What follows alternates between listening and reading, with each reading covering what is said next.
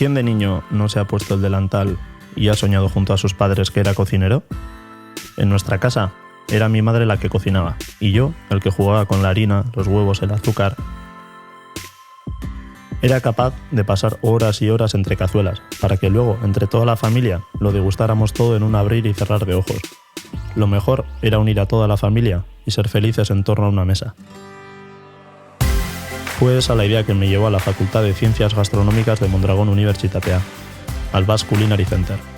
Pero lo que no sabía es que detrás de la cocina iba a encontrar un mundo tan sorprendente como difícil de abarcar. Además de conocer de cerca la cocina de vanguardia, en el Basque Culinary tuve ocasión de conocer el origen de cada producto, de probar procesos innovadores y de adquirir competencias en gestión. Pero al igual que el puchero se prueba en el fuego, los alumnos debemos aprender en los fogones, y por eso Mondragón Universitatea se basa en la enseñanza práctica.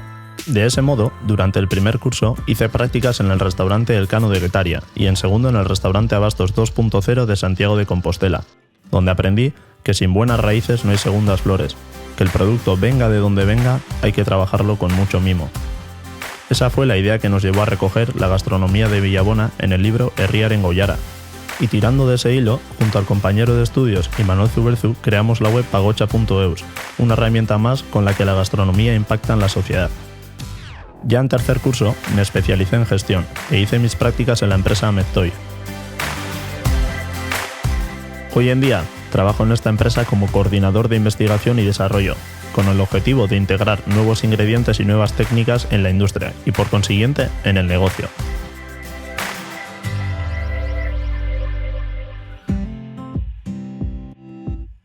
El trabajo y el esfuerzo me han llevado hasta donde estoy ahora.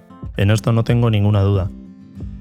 Pero al igual que una comida te puede cambiar el día, la experiencia de estos 4 años a mí me ha cambiado la vida.